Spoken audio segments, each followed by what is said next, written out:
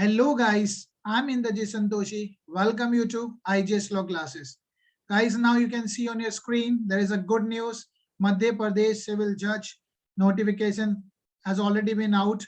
जिसमें 123 वैकेंसीज आई हैं सिविल जज की पोस्ट के लिए. तो यानी साल के अंत में जाते जाते भी there is a good news.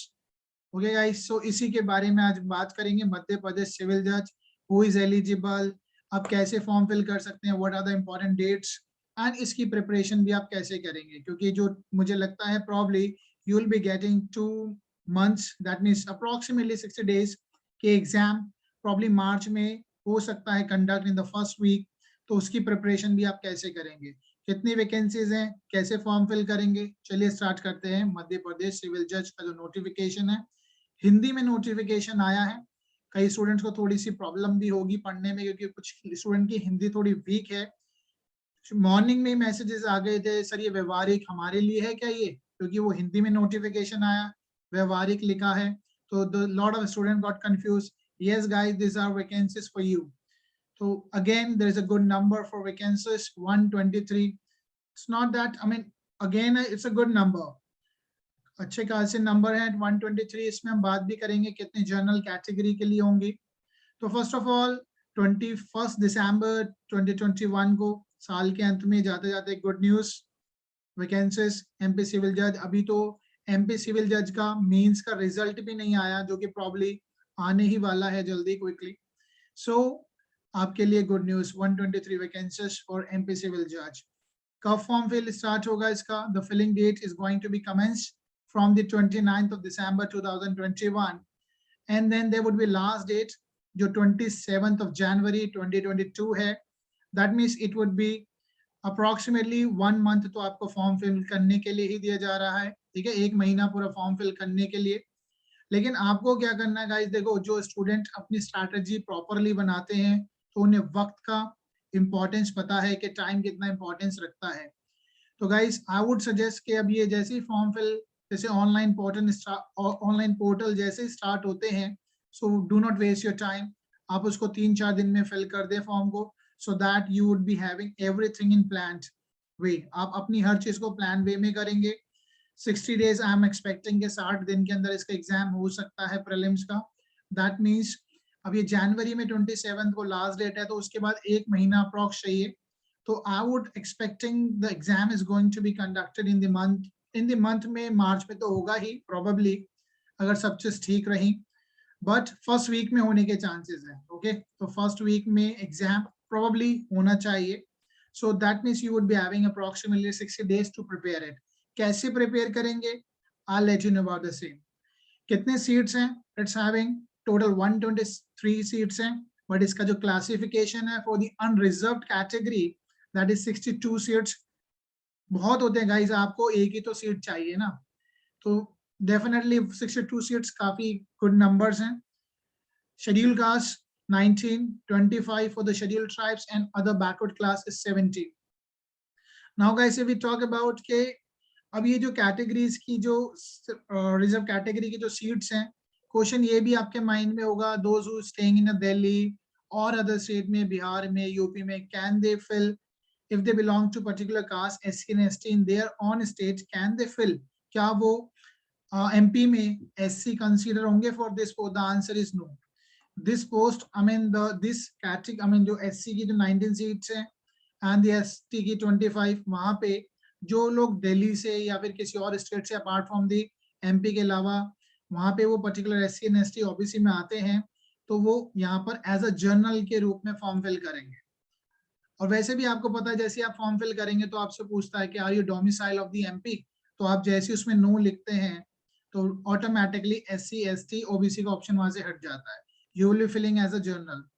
Okay guys, and there would be a 4% seat are reserved for the PWD category. तो PW कैटेगरी तो यहाँ पर भी अप्लाई होगी, चाहे आप किसी भी स्टेट से हो, किसी भी यूनियन टेरिटरी से हो. 4% seats are reserve for them. तो यू हैव, आपको फॉर्म कैसे फिल करना है वो भी हम बात करेंगे इसमें. तो these are the vacancies. Seats आप देख लीजिएंगे, 62 for the general, 19, 25 and 70. Okay guys, अब एलिजिबिलिटी की भी बात कर लेते हैं. ऑफ कोर्स ये बात है, सिटीजन ऑफ इंडिया होना ही चाहिए. इसमें एक इंपॉर्टेंट चीज है, लॉ ग्रेजुएट होना चाहिए. ठीक है, law graduate from recognized university. And till 27th of January, that means that this is the last date of the filling of the form. तब तक आप लॉ ग्रेजुएट हो जाने चाहिए, ठीक है, ठीक है, आप लॉ ग्रेजुएट हो जाने चाहिए। इसका मतलब कंक्लूजन ये निकलता है, this particular post are not for those student who are in the final year semester, final year या फाइनल सेमेस्टर में है, अभी उनका लास्ट ईयर है, तो वो अपीयर नहीं हो पाएंगे। Okay guys, but trust me, in 2024 there would be a flood of vacancies, कई सारे स्टेट की वैकेंसीज आने वाली हैं। Okay guys, तो 2022 में तो काफी वैकेंसीज आएंगी ही। And then there would be a जो एग्जाम होगा गाइस, ये ऑनलाइन एग्जाम होता है, एमपी का जो एग्जाम है वो ऑनलाइन होता है, ठीक है गाइस। और अभी रिसेंटली जो एग्जाम हुआ था 2021 में, प्रीलिम्स की बात करूं तो प्रीलिम्स में बिकॉज ऑफ द कोरोना वो सिर्फ एमपी में ही नहीं होकर उसमें अलग अलग स्टेट, अलग अलग यूनियन टेरिटरीज में, जहां जहां जैसे दिल्ली में भी एग्जाम हुआ, एनसीटी ऑफ दिल्ली में भी एग्जाम हुआ, उसका सेंटर यहाँ भी बनाया गया था, ऑनलाइन एग्जाम हुआ है, राइट गाइस। बट हाँ, मेंस का जो एग्जाम हुआ था वो एमपी में ही हुआ था। अब नोटिफिकेशन में ऐसा है कि लिखा तो है कि भी हाँ, क्या पता वो पर्टिकुलर स्टेट्स में भी अपार्ट फ्रॉम एमपी के बाहर भी ऑनलाइन एग्जाम हो सकता है। So when the portal will be open, then you can see that आप अपने स्टेट में जहाँ रहते हैं वहां पे भी सेंटर फिल कर सकते हैं। एग्जाम ऑनलाइन होगा, कितने क्वेश्चन आएंगे इस पे सब हम बात करेंगे। तो एग्जाम जनरली क्या होगा, हिंदी और इंग्लिश मीडियम दोनों में आता है ऑनलाइन में, और जो एज है आपकी वो minimum 21 years and it should not be more than 35 years on the date of 1st of January 2021 पे, इससे ज्यादा नहीं होनी चाहिए। There are the certain categories जिनको रिलैक्सेशन तो मिलता ही है, ठीक है, पर्टिकुलर कैटेगरीज, तो 3 साल का रिलैक्सेशन उनको भी मिलेगा यहाँ पर। And if we talking about in this exam there are the minimum qualifying marks. मैं आपको प्रीलिम्स के बारे में अभी बता ही देता हूँ कि प्रीलिम्स में अगर हम बात करें तो यहाँ पर 150 क्वेश्चंस होंगे, 150 क्वेश्चंस होंगे which you have to do it within 120 minutes, 120 minutes में करना होगा, दैट मीन्स 2 आवर का एग्जाम होता है। अब ये 2 घंटे में क्या कोई आराम से क्या ये पेपर 150 क्वेश्चन हो जाते हैं? The answer is yes, provided आपने अपनी प्रिपरेशन अच्छे से की हो। Definitely guys, I can assure you, those who rigorously preparing for the judicial services, those who have desired to be a judge, they can easily crack this exam, ठीक है, बहुत आराम से इसको आप क्लियर कर सकते हैं, राइट। और 120 क्वेश्चंस 120 मिनट्स में 150 क्वेश्चन 100% इजीली हो जाते हैं। थोड़ा सा ट्रेंड देखो, डिफिकल्ट पेपर आया था last time, it was a difficult paper. अगर मैं हम मेरिट की भी बात करूंगा इसमें, जो लास्ट टाइम अभी मेरिट गई थी प्रीलिम्स की, वो पहले 120 गई थी, फिर रिट डली, रिट डलने के बाद अप्रोक्सीमेटली जिन स्टूडेंट के 113 के आसपास मार्क्स थे, तो दे वर क्वालिफाइड फॉर द मेंस, ठीक है गाइस, तो वो मेंस के लिए क्वालिफाइड किए गए हैं। पेपर टफ था, that is the reason merit इतनी गई है। पेपर का नेचर इजी लास्ट बार आया था, लास्ट टू लास्ट ही हो, जब ये लास्ट टाइम हुआ था तो 125-26 के आसपास भी इसकी मेरिट जाती है। ओके गाइस, देखो merit is a different from minimum qualifying marks. Minimum qualifying marks बिल्कुल ऑल टुगेदर डिफरेंट कॉन्सेप्ट है, मेरिट अलग चीज होती है। हमारे पास जैसे सीट कितनी है, 123 है एमपी के लिए, तो मेंस में कितने क्वालिफाई करेंगे, 1230। तो 1230 जो ऊपर के टॉप 1230 कैंडिडेट्स होंगे उनके पॉइंट ऑफ व्यू से मेरिट बनती है, ठीक है। But however minimum qualifying marks आपके 60% if you belong to unreserve category और ओबीसी से बिलोंग करते तो मिनिमम 60 प्रीलिम्स एग्जामिनेशन में भी 60% मार्क्स आपके आने चाहिए, जिसका मतलब है एटलीस्ट आपके 90 मार्क्स होने चाहिए आउट ऑफ 150। 150 में से आपके 90 मार्क्स होने ही चाहिए, then only you can be qualified. But let me tell you guys very frankly, very honestly, जो 90 से तो बहुत ऊपर लोगों के मार्क्स होंगे स्टूडेंट्स के, ठीक है, candidates they are regularly preparing for the same. अब ऐसा नहीं होता कि गाइस कि आप एमपी के लिए प्रिपेयर करें, जो लोग बहुत से कई और स्टेट्स के लिए प्रिपेयर कर रहे होते हैं, क्योंकि इसमें कॉमन लॉज होते हैं जो कई और स्टेट में भी आएंगे, मेजर सब्जेक्ट्स, ठीक है। और SC/ST की बात करें तो 55% that is a minimum qualifying marks होंगे, जिसमें if we calculated that comes 82.5 marks, ये क्वालिफाइंग मार्क्स है मिनिमम। बट मेरिट जो है डेफिनेटली क्वालिफाइंग मार्क्स से ज्यादा ही जाती है। तो एक रफ फिगर भी मैं लेता हूं तो कम से कम आपके 125 के आसपास अगर होते हैं तो आप सेफर जोन में हैं, बाकी depending upon the nature of the exam कैसा होता है, क्योंकि कई बार पेपर टफ आता है तो मेरिट नीचे जाएगी, पेपर थोड़ा इजी आ जाता है तो मेरिट ऊपर जाती है। गाइस आई एम श्योर आपने देखा होगा, अगर हरियाणा की बात करें तो हरियाणा की जो भी मेरिट गई है 356 गई है, राइट। तो 356 out of 500 you can see, ये तो बहुत हाई मेरिट गई है। और व्हाट आई एक्सपेक्ट, राजस्थान का भी रिजल्ट अभी जो एग्जाम हुआ वो आ सकता है जल्दी, quickly I mean with in a few days you will see. तो उसकी व्हाट आई एम एक्सपेक्टिंग 65 के आसपास जिनके सही है वो डेफिनेटली मुझे लगता है कि क्लियर हो जाएगा, उनका मेंस में क्वालिफाई वो कर जाएंगे। आउट ऑफ 100 65, एक या दो क्वेश्चन हटेंगे तो उससे मेरे को लगता है 65 के आसपास मेरिट जानी चाहिए। नाउ गाइस, अब इस एग्जाम की एक पेक्युलरिटी क्या है, there is no negative marking, no negative marking, that means there is no scope of leaving any question. आप सारे क्वेश्चन को अटेम्प्ट करेंगे, ऑनलाइन एग्जाम होगा। ओके गाइस, अब इसकी प्रैक्टिस भी आपको करते रहना चाहिए ऑनलाइन एग्जाम की। नाउ 120 मिनट्स होंगे, ठीक है गाइस, लेट्स प्रोसीड फर्दर। अब ये क्लासिफिकेशन है, आपको सिलेबस आपके माइंड में अच्छे से पता होना चाहिए कि आपको करना क्या है, आपको तैयारी कैसे करनी है। देखो आपको अगर सिलेबस अगर माइंड में, सबसे पहला तो देखो काम क्या होता है, सिलेबस को अच्छे से समझना कि मेरे को किस वर्क सब्जेक्ट को क्या टाइम देना है, राइट। और उस हिसाब से अपने डेज जो है, जैसे मैंने आपको कहा 60 डेज है आपके पास, तो 60 डेज को आप प्लान करेंगे कि भाई सब्जेक्ट की वेटेज क्या है। अब सपोज करो एक लिमिटेशन एक्ट है, 4 क्वेश्चन आने उसमें से, 4 क्वेश्चन में क्या 5 ही दिन देने उचित होंगे? Answer is no. 4 के लिए आप मैक्सिमम 2 दिन दे सकते हैं। और लिमिटेशन एक्ट में इतना कुछ नहीं है guys, trust me, it's a very simple subject. Okay guys, और प्रीलिम्स के लिए कैसे प्रिपरेशन करनी है वो आई let you know about the same in this lecture. So first of all आपको देखो, अगर आप सिलेबस देखेंगे हिंदी में लिखा है, बहुत डिफिकल्ट लैंग्वेज, तो हिंदी हमें आनी चाहिए, बहुत अच्छे से हमें हिंदी आनी चाहिए। लेकिन जो नोटिफिकेशन में है, कई सब्जेक्ट को तो आप लगा होगा ये कैसे लिखा है, ठीक है। तो फर्स्ट टाइम सुना होगा, देखा होगा वर्ड, क्योंकि हम हिंदी को इग्नोर करते हैं, जो कि हमें करना नहीं चाहिए। संविधान भी कहता है कि हमें हिंदी को जानना चाहिए अच्छे से, ठीक है। डायरेक्टरीज है बल्कि स्टेट्स को कि हिंदी को बढ़ावा दिया जाना चाहिए। नाउ मेजर लॉस देखो, अब बेरेट, अब जो नोटिफिकेशन आया है, नोटिफिकेशन में कुछ सब्जेक्ट ऊपर कुछ सब्जेक्ट नीचे लिखे हैं, but I am really going to help you that how you going to prepare for the same.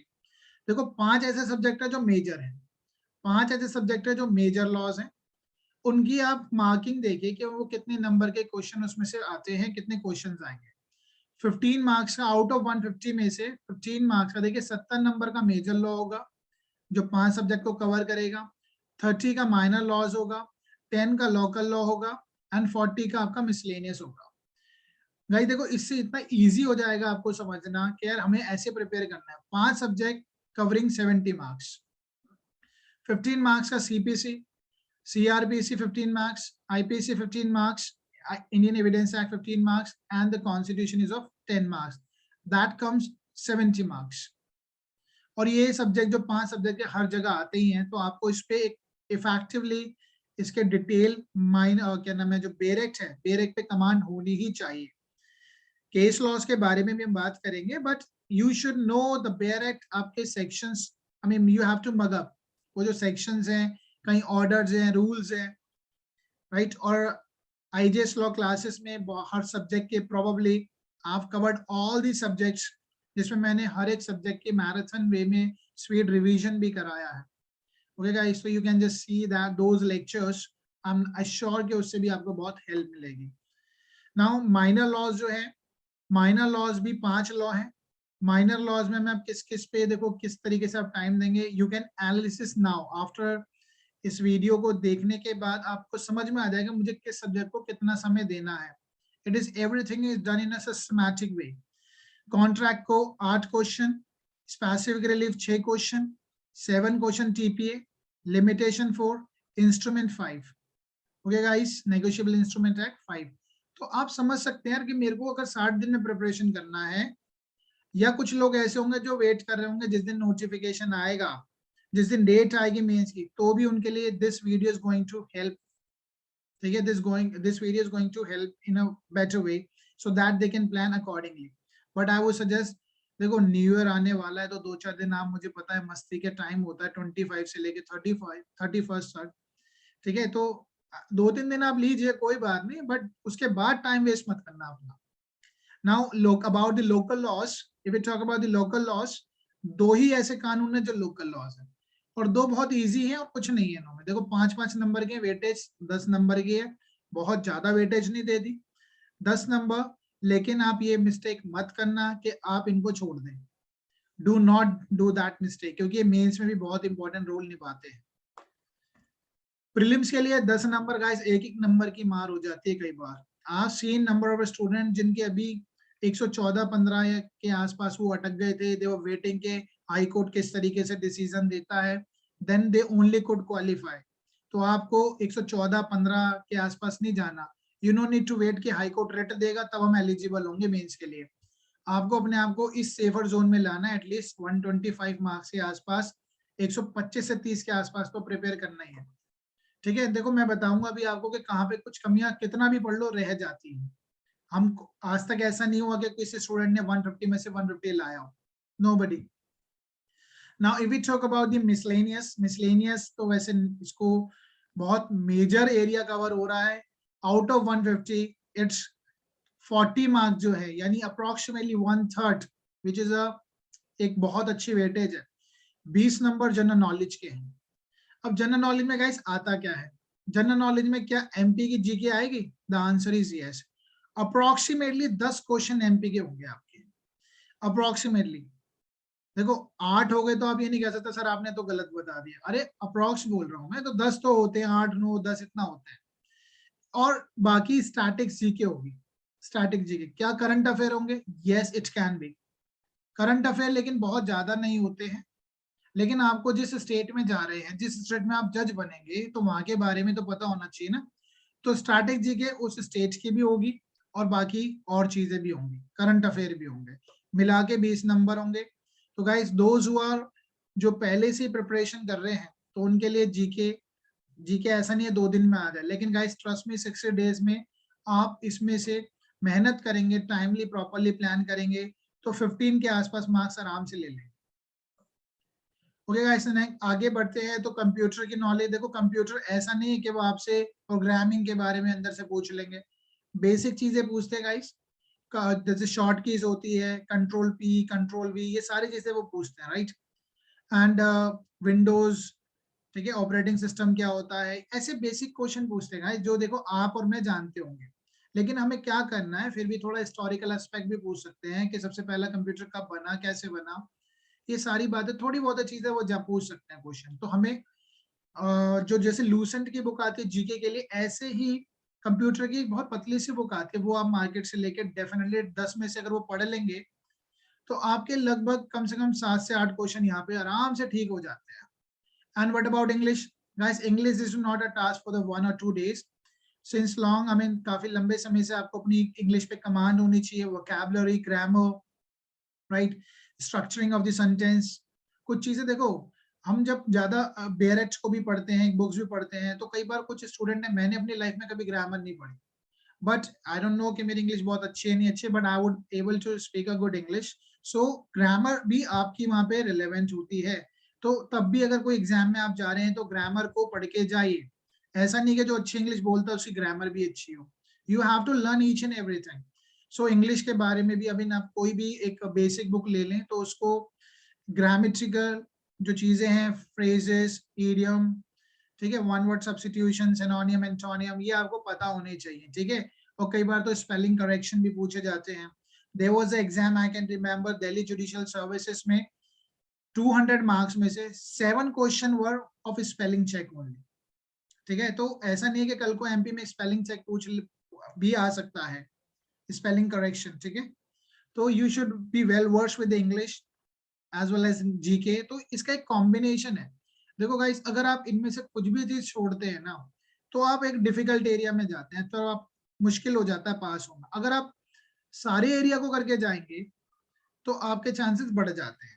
तो आप ऐसा ना करें कि मैं लोकल लॉ छोड़ देता हूँ यार, 10 नंबर के तो नहीं हो रहे। प्लान करो गाइस, देखो हर चीज प्लानिंग से ही होती है। If you well planned, I assure कि डेफिनेटली आप खुद पे एश्योरेंस आएगा।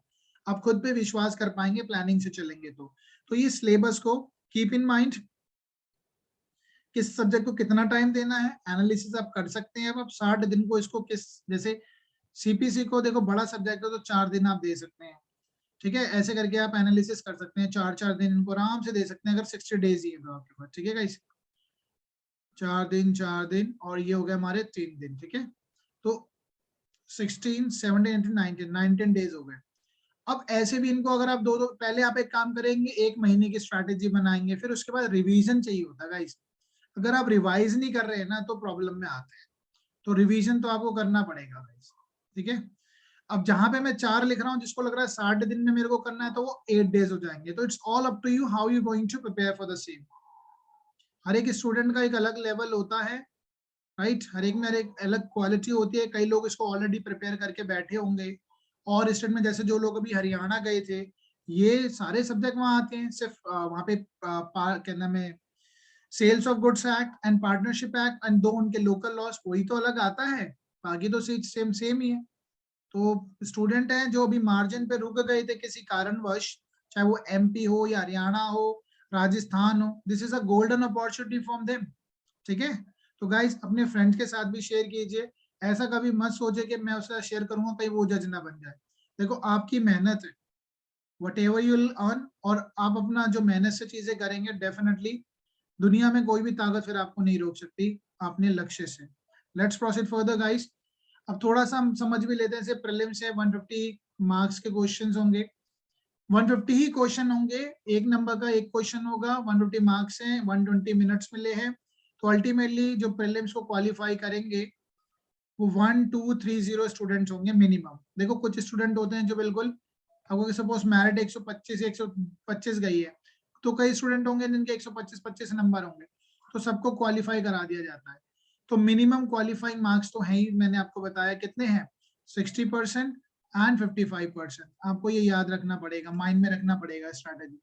लेकिन आई एम श्योर कि अगर आप मेहनत करेंगे तो उससे तो बहुत ऊपर ही मेरिट भी जाने वाली है और आपके आएंगे भी। Now we talking about the mains. Mains का जो क्राइटेरिया है वो 4 पेपर होते हैं मेंस के, ठीक है, पेपर 1 2 3 4, 4 2 दिन में पेपर होते हैं और इसकी 4 शिफ्ट होती है, मॉर्निंग इवनिंग मॉर्निंग इवनिंग। अब मेंस में 400 नंबर का जो मार्क्स है, अब इसमें भी आपके मिनिमम क्वालिफाइंग मार्क्स होने चाहिए, 50% फॉर द जर्नल। वैसे तो इसको जो सही तरीका है कहने का, it's not a journal, it's unreserved होता है। जर्नल क्या, हम सब लोग सामान्य ही है, राइट, और अदर बैकवर्ड क्लास, यानी 50% फॉर इनके लिए चाहिए होंगे, ओबीसी एंड अनरिजर्व क्लास के लिए 50% मिनिमम क्वालिफाइंग मार्क्स होने चाहिए। SC ST के लिए 45% मार्क्स होंगे, ठीक है गाइस, ये मिनिमम क्वालिफाइंग आने ही चाहिए। बट आई वुड सजेस्ट कि आपकी प्रिपरेशन ठीक है, राइटिंग स्किल अगर आपके अच्छे हैं, भाई देखो राइटिंग का बहुत इंपॉर्टेंस होता है, जितना आप अच्छा पेपर स्मार्टली लिखेंगे उतने अच्छे नंबर आपके आते हैं। तो writing is always a deciding factor. कोई भी नहीं चाहता, एग्जामिनर नहीं चाहता कि वो घसीटे वाली जो राइटिंग होती है वो चेक करें, वो उसके सर में दर्द हो जाता है, ठीक है। इस देखो I share my experience when I was a faculty in the campus law centre, I used to check paper for the law student. कुछ स्टूडेंट है वो ऐसे लिख के चले जाते हैं, अरे मैंने 0 तक नंबर दिया है, वोंट यू बिलीव, मैंने पूरा कहा है, उसमें कमेंट भी लिखा है इट्स इलेजिबल।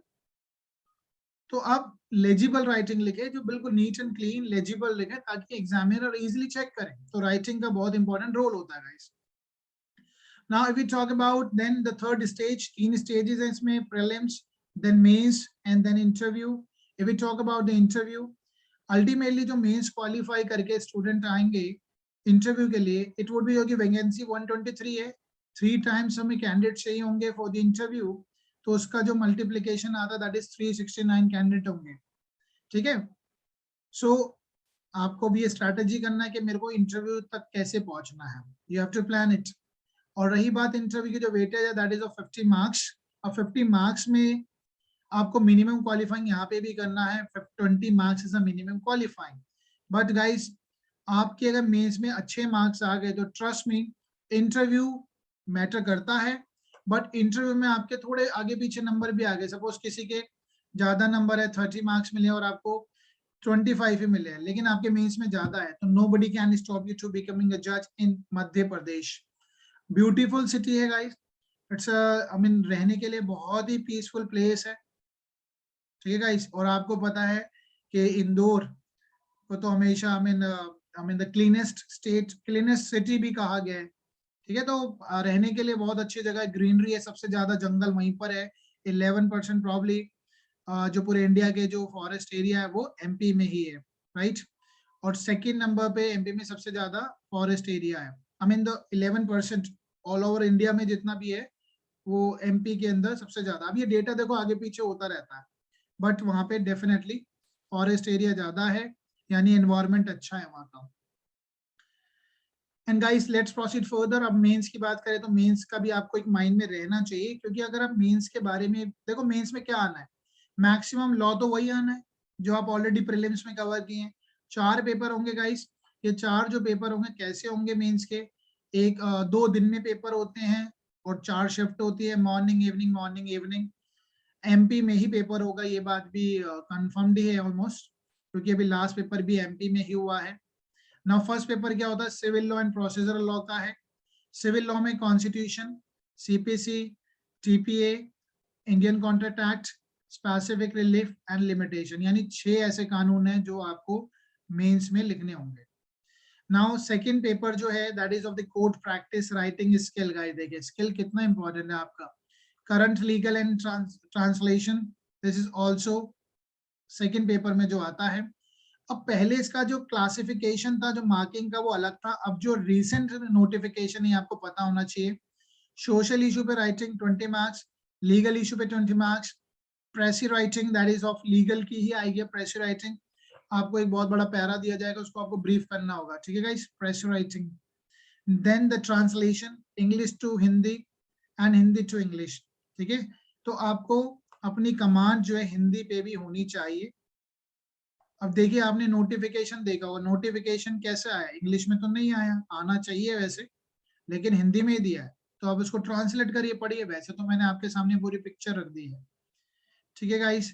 तो translation Hindi to English, English to Hindi, ये भी आएगा गाइस। और देखो एक बार मैं आपसे सजेस्ट जरूर करूंगा, आप उसके नोटिफिकेशन को पूरा पढ़ेंगे, पूरा नोटिफिकेशन पढ़ेंगे अच्छे से, क्योंकि कई इसमें एलिजिबिलिटी क्राइटेरिया, जैसे जो बाइगेमी जिसने करी है, 2 शादियां कर रखी है, क्या वो एलिजिबल है, आंसर इज नो। हाँ, लेकिन अगर उसका कोई पर्सनल लॉ है, मैं मुस्लिम हूँ, तो मैंने तो ऑफकोर्स बात है, ऐसा अलाउ करता है हमारा पर्सनल लॉ कि जिसमें हम 2 शादी कर सकते हैं, तो फिर आपको एलिजिबिलिटी बन सकती है।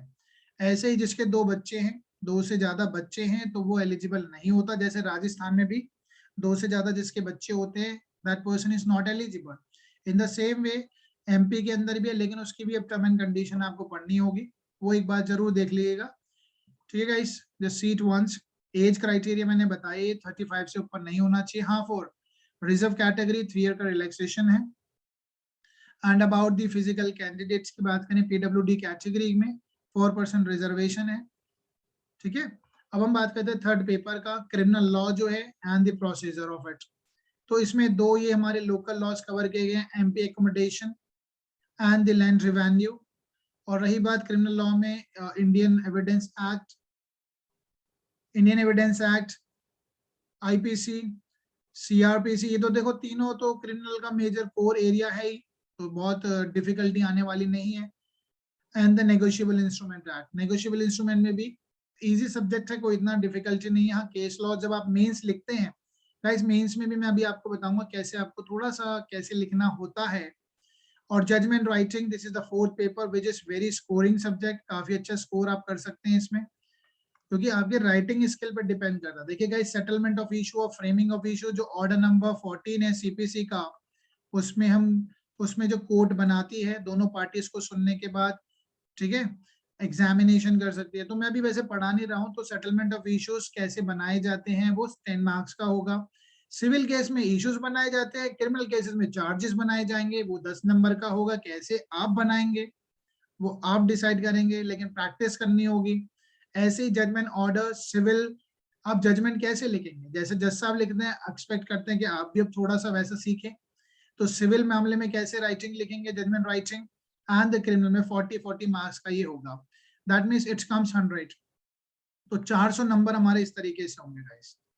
अब मेंस की मैं बात करूं तो देखो गाइस, मेंस में कुछ फैक्टर्स को आपको देखना होता है। आपको अच्छे मार्क्स कहने कैसे लाएंगे, सबसे पहले तो देखो गाइस, राइटिंग होती है। Writing is one of the important area कि आप कंपेल कर रहे हैं एग्जामिनर को, मेरा पेपर पढ़िए। वो आपको नहीं देख पा रहा है, आपकी पर्सनालिटी को नहीं देख पा रहा, आपकी राइटिंग को देख रहा है। वो थोड़ा सा एक आइडिया लगता है बड़ी अच्छी लिखी है तो अच्छा ही पेपर लिखा होगा, तो पढ़ेंगे, पढ़ने का मौका मिलता है। अगर कुछ लिखा ही नहीं है, समझ में नहीं आ रहा, तो क्या पढ़े हम। ठीक है, तो राइटिंग आपकी बहुत इंपॉर्टेंट होती है। फिर आपके पास आता है, देखो इसमें इश्यूज, आपने कोई भी क्वेश्चन जो है उसको सही से पहचाना है नहीं पहचाना है, जो क्वेश्चन है उसको आपने सही से पढ़ा है नहीं पढ़ा है, पूछ कुछ और रहा आंसर कुछ और लिख रहे हैं, ऐसा नहीं होना चाहिए। देन इश्यूज को, आप क्वेश्चन को अच्छे से पढ़ेंगे। अब राइटिंग का मतलब ये नहीं कि भाई राइटिंग ही राइटिंग अच्छे, अंदर कुछ नहीं लिख रखा, अरे कंटेंट तो अच्छा होना ही चाहिए। ठीक है, तो पहले आप क्वेश्चन अच्छे से पढ़े, कई जगह रिक्वायर्ड है तो इश्यूज बना के भी लिखें आप, जैसे मूट कोर्ट में होता है, राइट। एंड देन देखो, वैसे आईरेक फॉलो करते हैं कई जगह। ठीक है, इश्यूज, लॉ क्या कहता है, rule of law, analysis and the conclusion, IRAC follow किया जाना चाहिए। बट आपको सबसे इंपॉर्टेंट चीज क्या होती है मीन्स में, टाइमिंग, कैसे आपको अपने टाइमिंग में पूरा पेपर करना है गाइस। देखो पेपर बड़ा ही होता है, छूटे ना। तो आपको उसके लिए पहले प्रीवियस ईयर पेपर देखने होते हैं कि भाई मैं अपने माइंड को प्रिपेयर करके जाऊंगा, मेरे को इस तरीके से काम करना है। तो आंसर राइटिंग कैसे लिखेंगे, सबसे पहले आपकी राइटिंग क्लियर होनी चाहिए। इश्यूज आप बना लेंगे, अगर बना पा रहे हैं, टाइम वर्क अलाउ करता है तो। एंड देन इसमें आप अपने कोई लेटिन मैगजीम अगर आ रहा है तो बिल्कुल कोट कीजिए। कोई कोटेशन है जैसा आपकी, ठीक है, कोई कोटेशन है जैसे जस्टिस कृष्ण अय्यर साहब ने कहा है। वैसे तो आप देखेंगे इसमें हिंदू लो मुस्लिम लो नहीं है, बट इवन दो मैं आपको एक कोटेशन बताता हूँ कि जो जस्टिस कृष्ण अय्यर है, जब इरिट्रेबल ब्रेकडाउन ऑफ मैरिज की बात की गई है तो उन्होंने कहा, if the rose can not, I mean, it is better to leave the rose which you can not hold which is full of thorn. If the rose is full of thorn it is better to leave hold. तो I mean, जिस रोज में, जिस रिश्ते में कांटे ही कांटे, उसे खत्म कर देना चाहिए। ठीक है, तो इस तरीके की कोटेशन है। दो I am not coating the exact word, but मुझे पता तो है कि कृष्णा अय्यर साहब ने ऐसी कोई हमारे कोटेशन कही है। तो कोटेशन लिखेंगे आंसर में, आपको अपने आंसर को ब्यूटीफाई करना है, लेटिन वर्ड। और उसके बाद आप केस लॉज लिखेंगे, आपको आता है तो देखो इतना टेंशन मत लेना कि हर चीज में case law case law case law. लेकिन अब जो के अब आपसे पूछा जा रहा है, सुशीला कुमार अग्रवाल का जो केस है, सुशीला अग्रवाल सॉरी सर, 2000 जो रिसेंटली एंटिसिपेटरी बेल को लेकर सुशीला अग्रवाल का केस है, आपको वो अगर नहीं पता और वही क्वेश्चन पूछा जा रहा है तो फिर प्रॉब्लम है, आपको अपडेट रहना पड़ेगा, राइट। अगर मान के चलते हैं कोई क्वेश्चन आईपीसी में से 377 पे पूछ लिया है, तो आपको अगर उसकी हायरार्की नहीं पता तो इशू आते हैं गाइस। तो फिर आपको पता, ये लीडिंग जजमेंट्स है ना, ये पता होने चाहिए।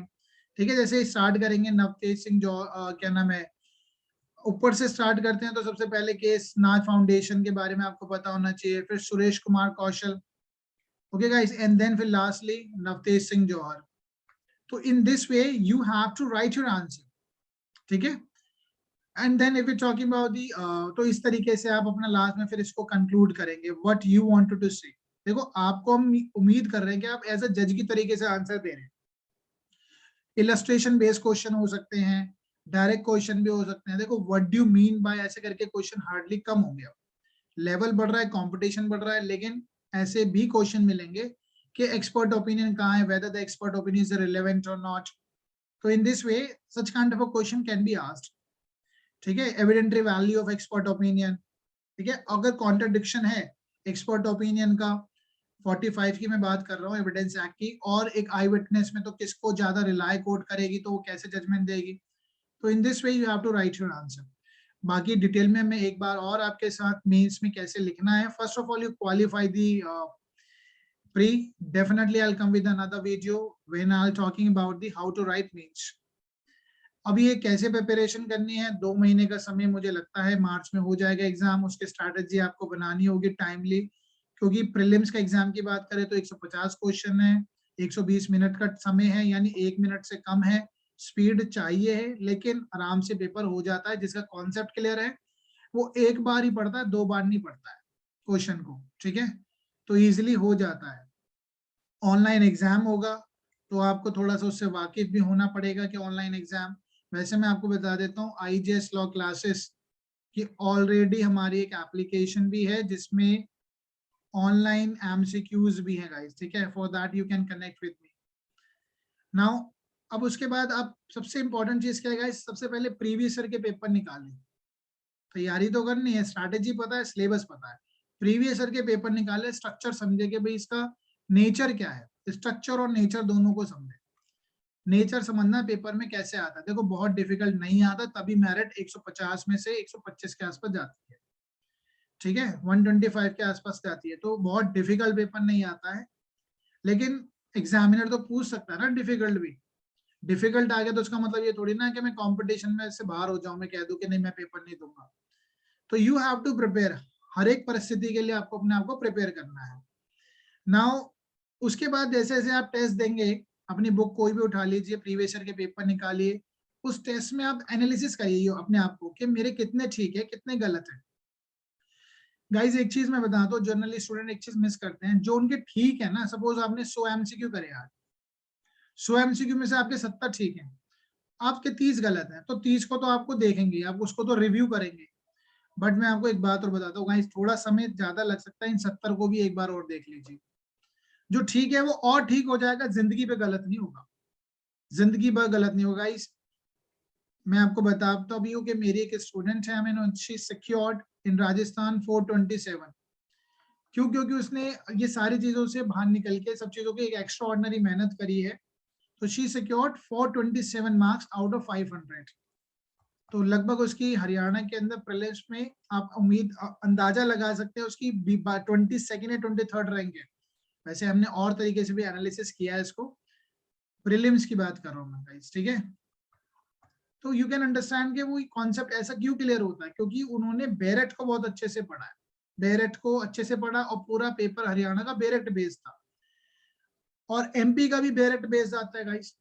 आपको की वर्ड्स पता होने चाहिए, बेरेट में किन किन वर्ड्स को अंडरलाइन करना है, किन वर्ड को आप अपने अलग से लिखना है, ठीक है। जैसे अगर हम सेक्शन 7 की बात करें, एविडेंस एक्ट की, एविडेंस एक्ट के सेक्शन 7 की बात करें तो निकालिए उसमें से कीवर्ड्स।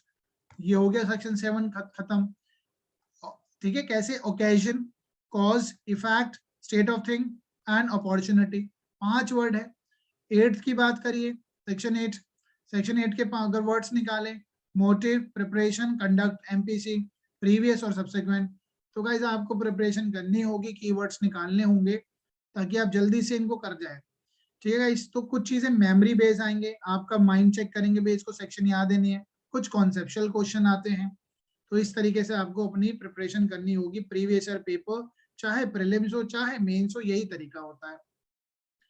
और गाइस देखिए मैंने अपने सारे वीडियोस प्रोबेबली ऑलमोस्ट हर सब्जेक्ट के मेरे लेक्चर्स बने हुए हैं, ठीक है। मैं बहुत स्लोली तो पढ़ाता हूँ, टाइम लेके पढ़ाता हूँ, बट ट्रस्ट मी अगर आप सारे लेक्चर्स देख लेंगे ना तो आपको कोई डाउट नहीं आएगा। CPC की अभी क्लासेस चल ही रही हैं, रेगुलरली अपलोड होती है यूट्यूब पे, तो आप उस पे यूट्यूब में अपने फ्रेंड्स के साथ भी शेयर कर सकते हैं। That's going to help you, अगर भला करेंगे तो तब भी आपका ही भला ही होगा, ठीक है।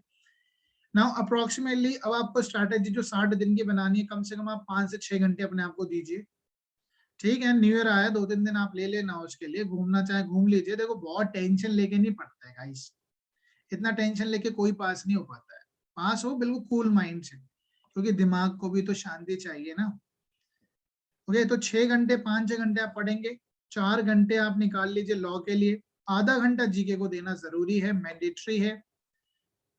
देखो सिर्फ यही नहीं, कहीं और स्टेट में भी पेपर जब भी आएगा तो वो जीके या तो इंग्लिश के फॉर्म में पूछ लेते हैं, ऐसे लिखने के लिए दे देंगे इंग्लिश में, तो वो करंट अफेयर का ही होता है जनरली, ठीक है। जैसे women development, I mean women empowerment हो गया।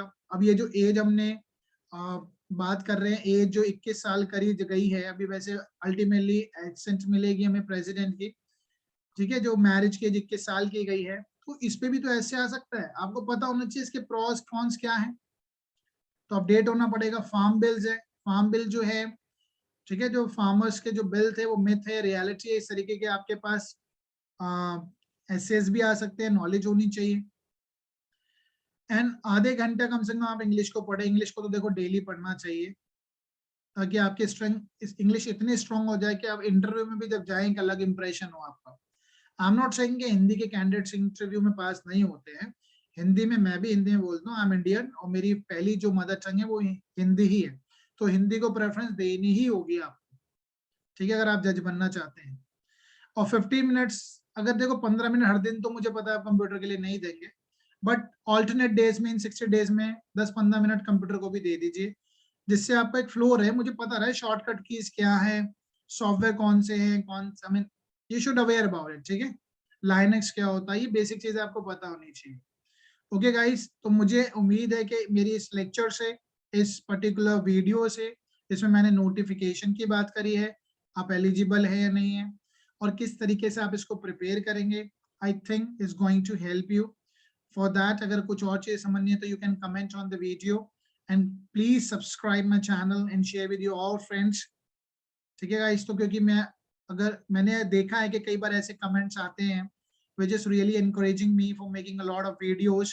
कुछ स्टूडेंट होते हैं, सर आपकी वीडियोस देखी थी, जो मुझे जानते भी नहीं है, तो उनके कमेंट्स आते हैं, डायरेक्ट फोन भी आते हैं, सर हमें बहुत फायदा मिला, हरियाणा राजस्थान जो भी एग्जाम होता है, मैं कोशिश करता हूँ जो एग्जाम आता है, देखो I am in a practice, however I am sparing a time for the videos as well, so that जो चीजें रह गई हैं वो आई मीन आपको टाइमली चीजें मिलती रहे। Okay guys, thank you guys, bye bye, take care, thank you.